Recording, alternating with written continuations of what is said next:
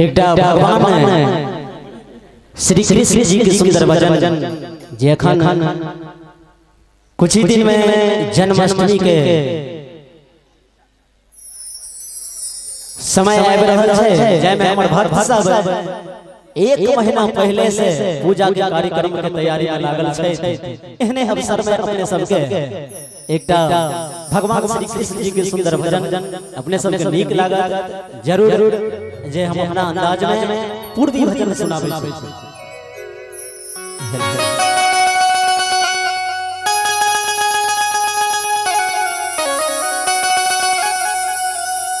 हो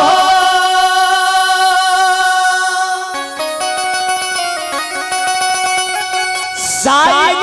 कसैया रे पीछे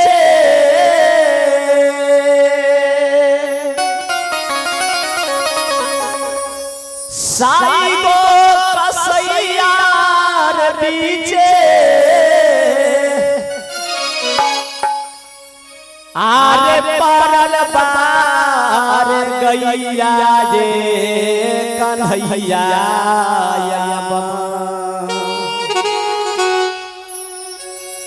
साईं कसैया रे पीछे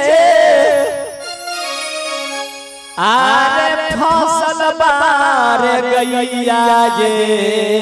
कन्हैया खींचता रे सारी मुदैया हे कन्हैया खींचता रे सारी मुदैया हे कन्हैया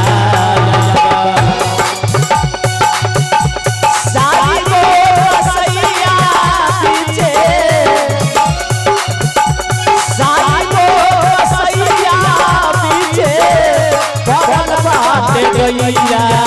रे कन्हैया खींचता रे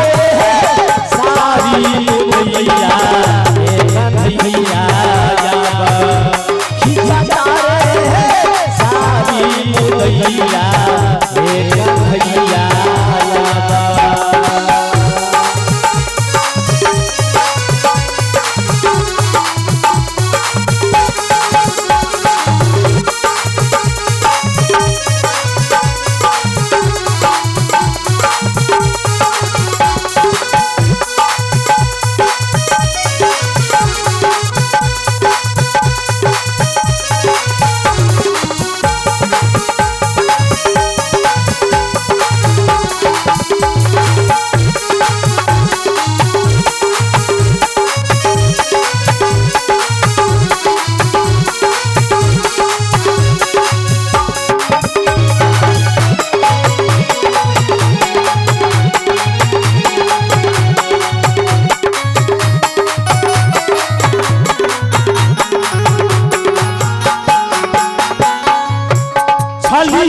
हो छाल कैलस मारी लीलस माती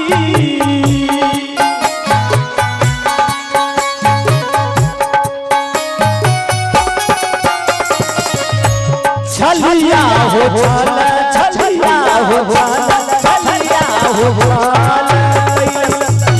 मारी लीलस माती जुआ में हार गईले हमके पाँच पाती हमके पाँच पाती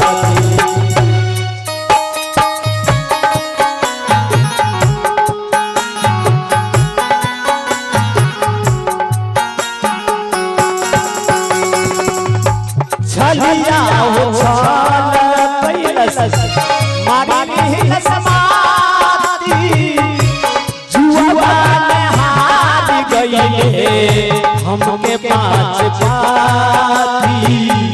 हमके पाँच पाती अब ना तोरा रे बीना बीना बीना अब ना तोरा बीना अब ना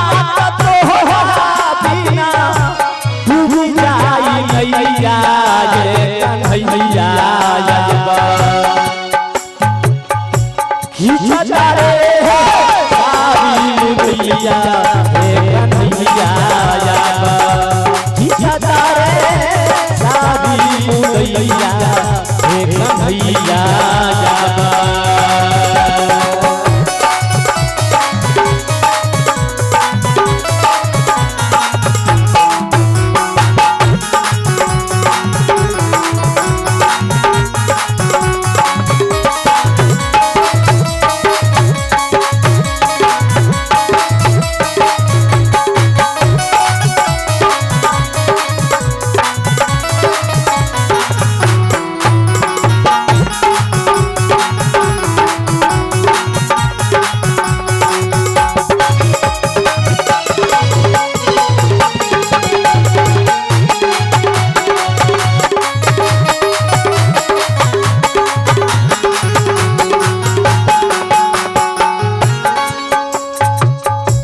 बाबा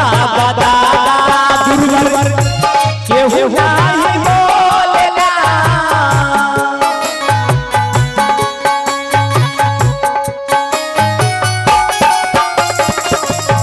काका बाबा दादा गुरुवर केहू नाही बोलेला सोधा धीरे ओ धन के मुहाई बोलेला मुहाई बोलेला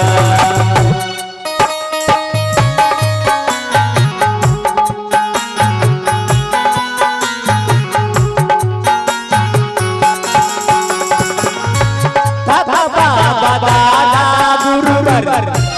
केहू नाही बोलेला